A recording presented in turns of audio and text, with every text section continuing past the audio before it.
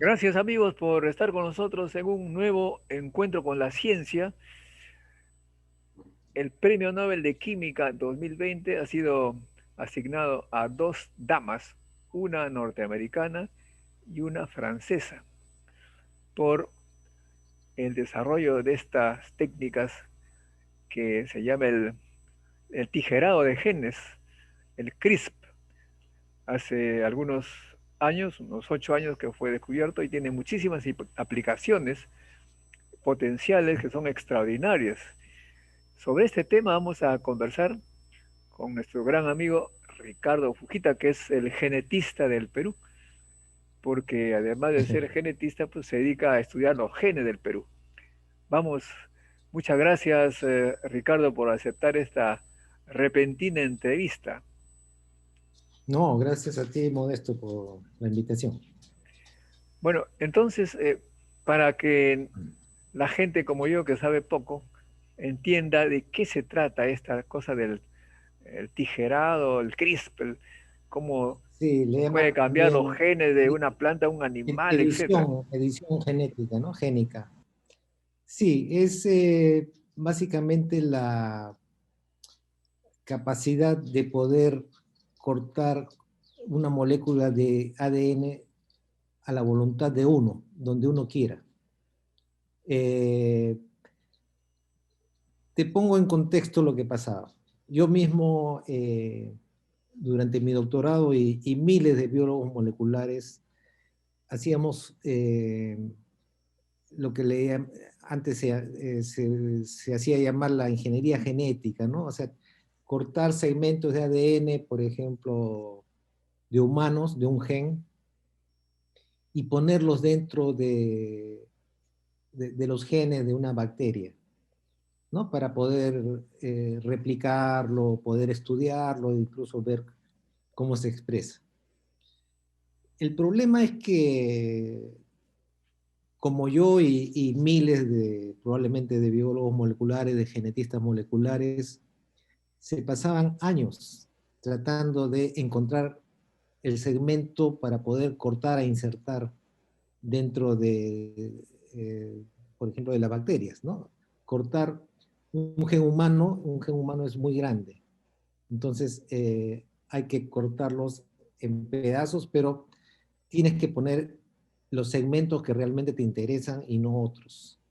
Entonces, antes habían tijeras muy inespecíficas, si quieres. Imagínate, no sé, un libro, el Quijote o la Biblia, ¿no?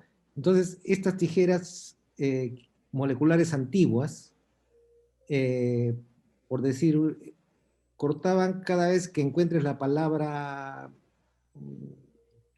cómo, ¿no? O la palabra, no sé, después, por decir cualquier palabra. Entonces, tú buscas dentro del texto la palabra después y cuando encuentras después, esa tijera molecular específica iba a cortar ahí. Cuando encontraba el segundo eh, palabra después, cortaba de nuevo y así iba cortando al libro cada vez que encontraba esas palabras. Lo que pasa es que con estas técnicas antiguas, ¿no? A veces cortabas la mitad de un gen, o sea, no te servía porque no cortaba donde tú querías, sino cortaba donde tú podías, ¿no? Existían, no sé, había otra enzima que te cortaba cada vez que veías la palabra así, por ponerte un ejemplo. Entonces, tenías que usar una batería de diferentes enzimas, de diferentes tijeras que te cortaban para que te den el pedazo más adecuado para ti. Claro, ahora Pero aún para que un así, poquito la gente un poquito se sitúe, el genoma, lo que tenemos nosotros en las células nuestras, es una especie de biblioteca, una enciclopedia gigantesca en la que están antes, cada una de nuestras características, si podemos decir esquemáticamente. Y cuando tú 3.000 señalas que millones quieres, de letras. y cuando tú señalas que quieres cortar, es como modificar esa enciclopedia para que haga algo diferente, algo mejor, se Claro. supone. Y Por si decirte, yo sé que alguien tiene una enfermedad, la diabetes tipo 1, donde hay una mutación en el gen de la insulina, ¿no? Entonces, yo sé que en el gen de la insulina hay una letra específica, una A, que está en las personas normales, y en las personas que están mutadas tienen la letra T en vez de la A, ¿no? Hay 4 letras en el ADN, A, C, G y T. Entonces, una mutación es un cambio donde debería haber normalmente una A, hay otra letra, ¿no? En mi ejemplo es una T. Entonces, lo que yo quiero, si cambio esa T, la vuelvo de nuevo a la forma normal, que es la A, voy a curar a esa persona. ¿Sí? Ok. Entonces, ¿cómo cambio esa letra?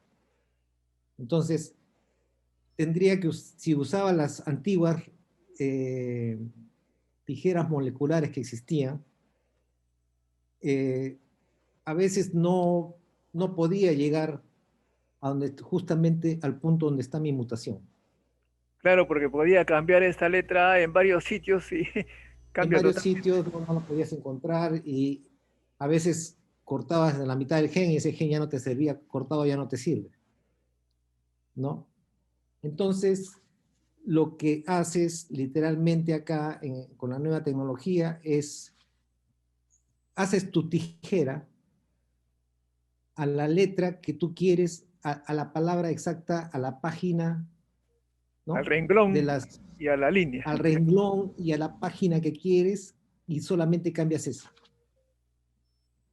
¿no? O sea, es un avance. Si yo hubiera tenido eso cuando hacía mi doctorado, probablemente el doctorado lo hubiera terminado en 4 meses, ¿no? Pero teniendo las herramientas que tenía en la época, demoró 4 años, 5 años, ¿no? Entonces, es para que veas el avance que esto significa para la gente que trabaja con estudios de genes para expresar genes, expresar proteínas, etcétera. Y nosotros específicamente usamos o pretendemos usar esto para la terapia génica, ¿no? Que se llama así una forma de corregir algo que está mutado, que está equivocado, ponerle de nuevo a su versión normal para que la persona que esperemos, ¿no? Que reciba esa tecnología pueda recuperar en algo, por lo menos, la capacidad normal de sus células, ¿no? Bueno, para mí es un poco difícil comprender porque se supone que los genes están en todas las células nuestras y curar a una persona totalmente significaría acaso cambiar justamente esa letra en todas las células de nuestro cuerpo. No. Bueno, te cuento que nosotros tenemos una subvención de Concitec, ¿no? Y el Banco Mundial, que le han dado al doctor Claudio Villegas de mi laboratorio. Nosotros estamos estudiando una población en la sierra de Lima, ¿no? Del departamento de Lima, donde hay un pueblito, hay un enclave genético, donde hay alrededor de 60 personas que tienen una ceguera que se llama retinitis pigmentosa. Y hemos identificado la mutación de ese gen, es un gen que se llama RPGR, y lo que Claudia ha conseguido en este proyecto de Concitec, su propuesta es eh, cambiar la mutación que nosotros ya conocemos. A esas personas le falta 11 letras en su receta de este gen RPGR. Esa falta de esas 11 letras hace que estas personas se vuelvan ciegas a partir de los 4 o 5 años de noche, y ya la visión diurna ya la pierden totalmente a los 30, 35 años, ¿no? Entonces, a esta persona le están faltando 11 letras. Lo que se está planteando es, en el laboratorio, poder tomar las células de estas personas, células de la piel, por ejemplo, fibroblastos, que se llaman, ¿no? Y luego hacer que este gen que está mutado podamos corregirlo justamente utilizando esta tecnología, ¿no? Muy interesante. Ahora, Se llama ¿en CRISPR-Cas. qué consiste esta tecnología? ¿Cuál es el milagro que permite tijerear donde hay que tijerear? Ya. Permíteme mostrarte un poco. Te voy a decir de dónde nace tecnología, porque las biotecnologías nacen de procesos biológicos que son normales. ¿Ok?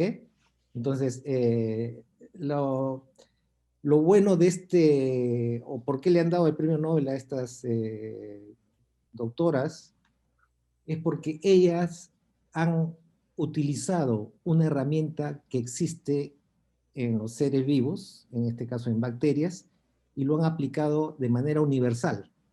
Es una tecnología que no solamente funciona ahora en bacterias, sino ya funciona, bueno, en seres humanos como queremos nosotros, y que ya lo han hecho en otros lados, en plantas, en hongos, dependiendo, hay utilización en la industria, hay utilización en la agricultura, en la producción, etcétera. Entonces, te explico un poco de dónde viene esta tecnología. No sé si puedo compartir, sí, pantalla. Acá está. Entonces, como te dije, uno de los problemas que había en la biología molecular era que tú no podías cortar el ADN a voluntad. Tenías que acomodarte con diferentes tijeras que eran muy inespecíficas. Entonces tú no querías eso. Pero vamos primero a ver de dónde nace esto. Este sistema CRISPR-Cas nace de un proceso que existe dentro de las bacterias que tienen para defenderse de una segunda entrada a un virus. O sea, es algo análogo a la producción de anticuerpos, ¿no? Tú tienes una enfermedad, primero entra un patógeno a tu cuerpo, si es que no mueres, tu cuerpo forma anticuerpos contra ese patógeno. De tal manera que la segunda vez que un patógeno va a entrar, te infecta de nuevo, tu cuerpo ya ha formado estas moléculas que reconocen a este patógeno y lo destruyen. ¿Ok? Algo parecido es acá.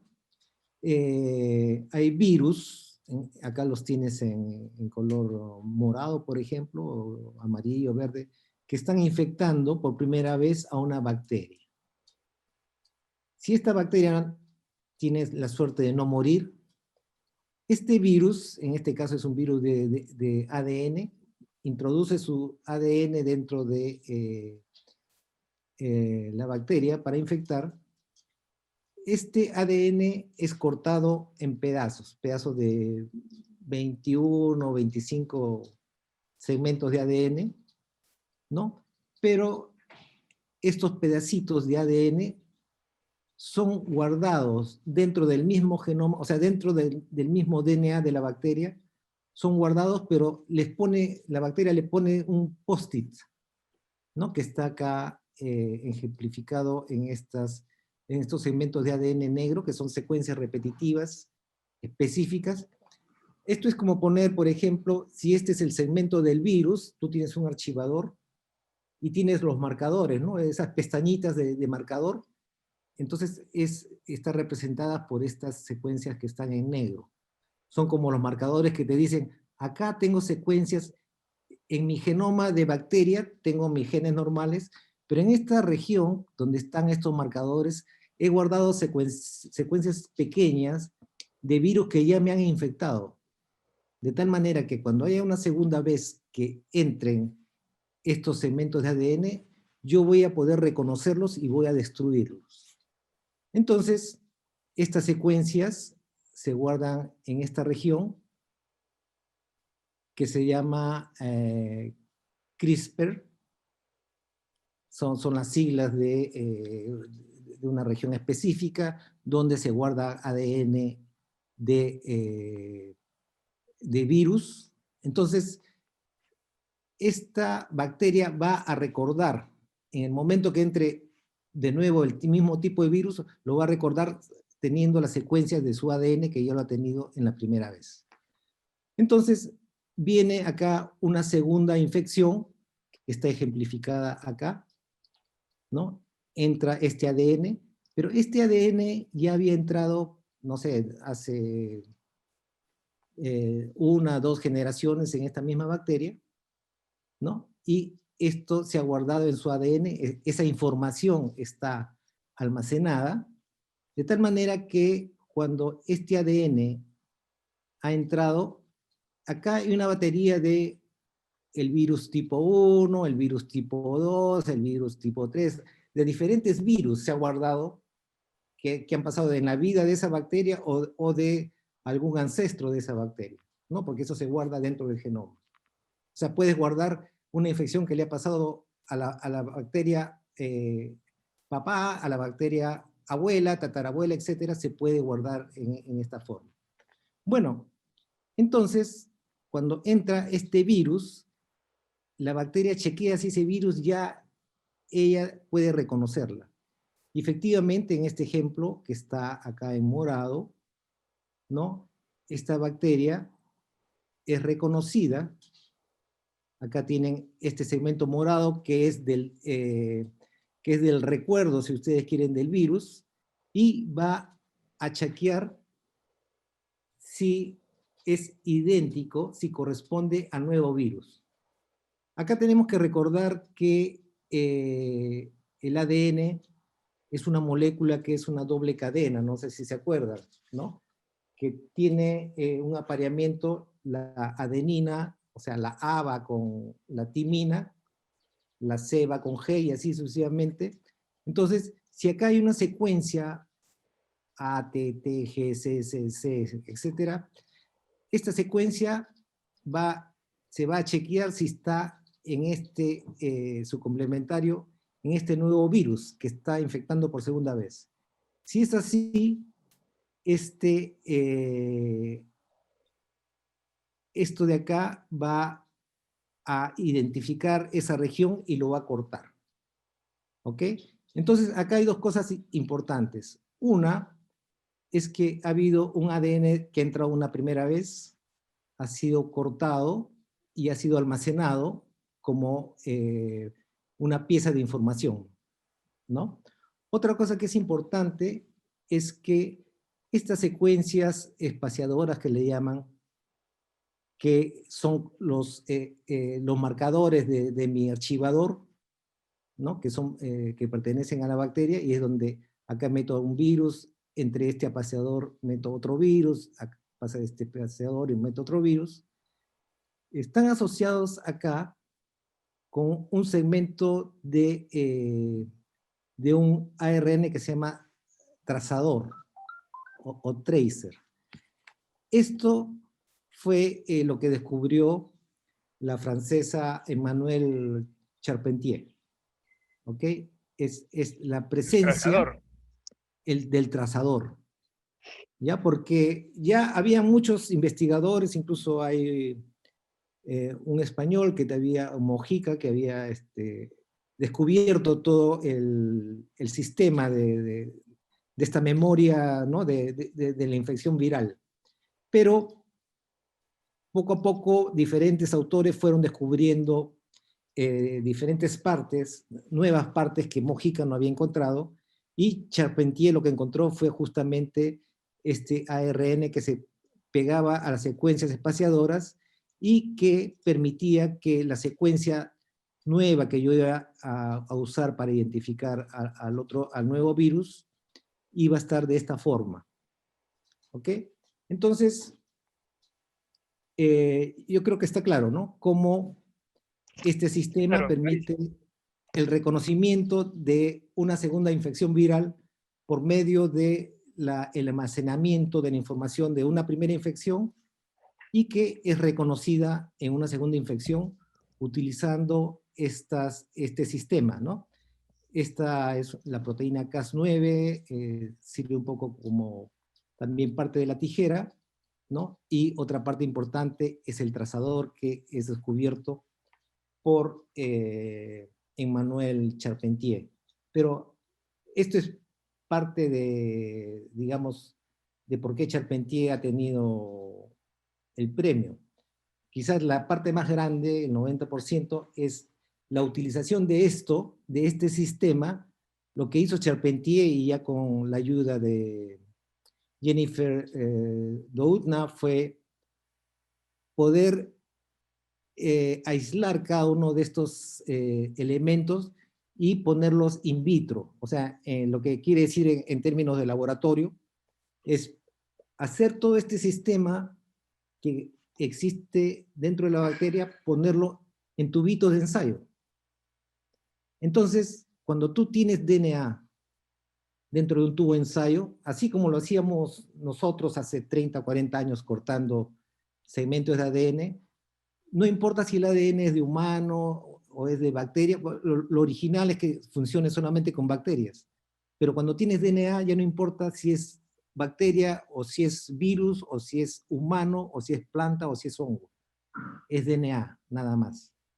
Entonces, ellos tuvieron, lo ingenioso fue utilizar todo el sistema para poder aplicarlos en otras cosas que no sea eh,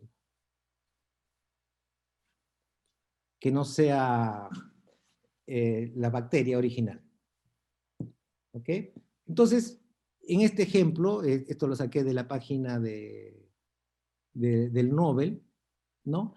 Acá este sistema puede trabajar, no importa si el DNA, en este caso no es bacteriano, evidentemente, este es un cromosoma aparentemente humano, pero puede ser de una planta, de un hongo, etcétera, ¿no? Entonces, ¿cómo funciona el sistema?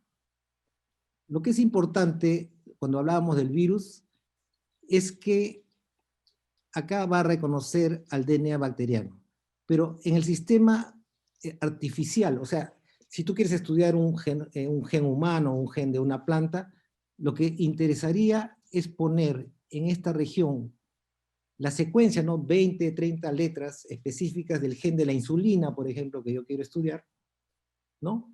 De tal manera que tú puedas utilizarlo acá. Entonces, acá yo tenía mi mutación, entonces agarro esta secuencia de ADN, pongo una secuencia específica que es muy parecida a mutación, pero con la secuencia normal, y de esa manera yo puedo reparar el daño, ¿no? Entonces, digamos que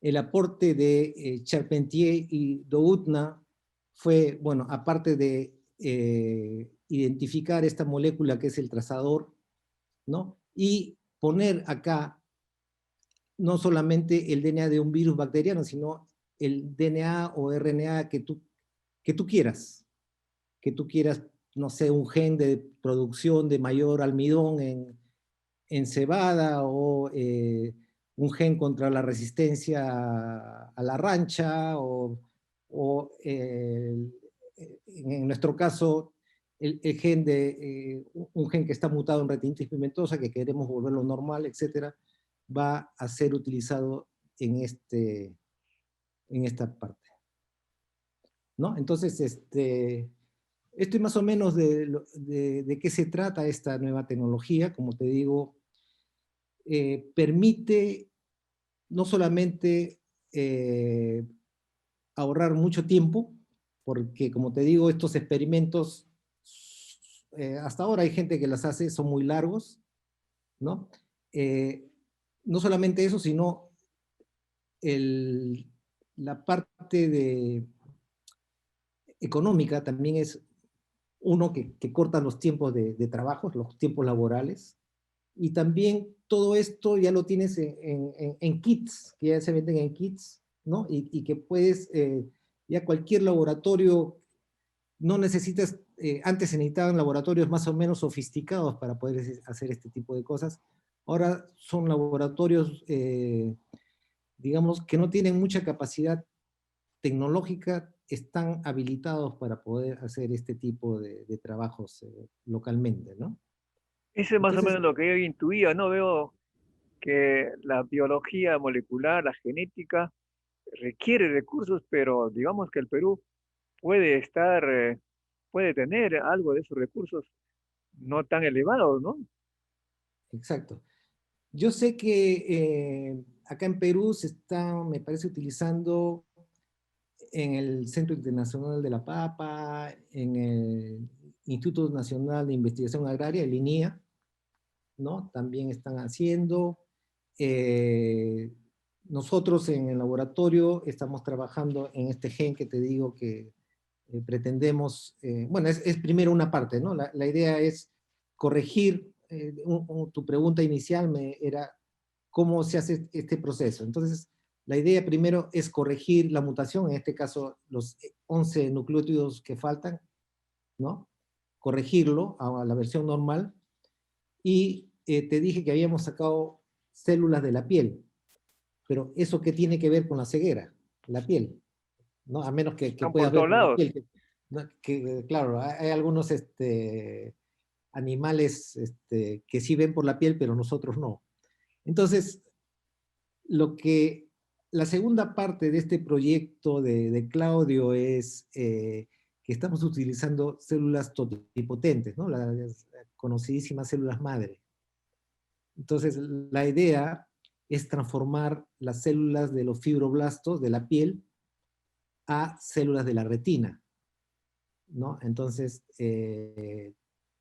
poco a poco, eso ya es otro proyecto y otro presupuesto, evidentemente, porque ya estamos yendo a algo más sofisticado, ¿no? Es después hacer que esas células puedan ser trasplantadas a la retina de los pacientes, ¿no? Esto ya se ha hecho en otras enfermedades de la retina, entonces creemos que no estaría muy lejos, ¿no? Entonces, nuestra primera parte es probar dos cosas. Uno, que es la corrección genética, y otro sería eh, la conversión de células de la piel a células de la retina, ¿no? O sea que Hay otro, estamos en el sí, Perú aplicando las técnicas descubiertas por los premios Nobel del 2020 acá en Perú para resolver sí, problemas como te concretos. digo, nosotros no somos los únicos, ¿no? Me parece que también si no me equivoco, no sé si en la Universidad Científica del Sur, hay otra universidad también que creo que está utilizando, no me acuerdo exactamente cuál, pero como te digo, también en el Centro Internacional de la Papa y en el ENIA están utilizando esas tecnologías, ¿no?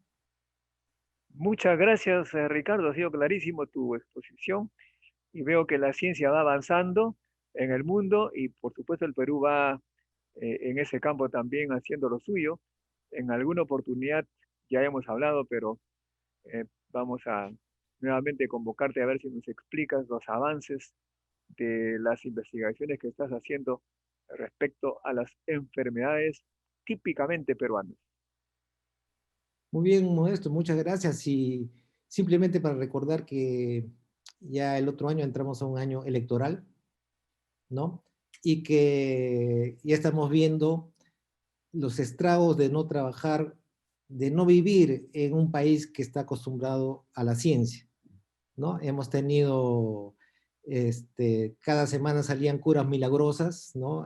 Cada semana salían eh, algunos, algunas ideas que no tenían nada que ver que más bien han empeorado la pandemia, ¿no? Entonces, si hubiéramos estado preparados como sociedad, ¿no? Con una base científica, probablemente hubiéramos actuado de otra manera. Pero la responsabilidad de esto también recae en los científicos como Ricardo Fujita, que todavía no se inscribe en el Partido de la Ciencia. Exactamente. Pero depende de cuántos partidos de la ciencia haya.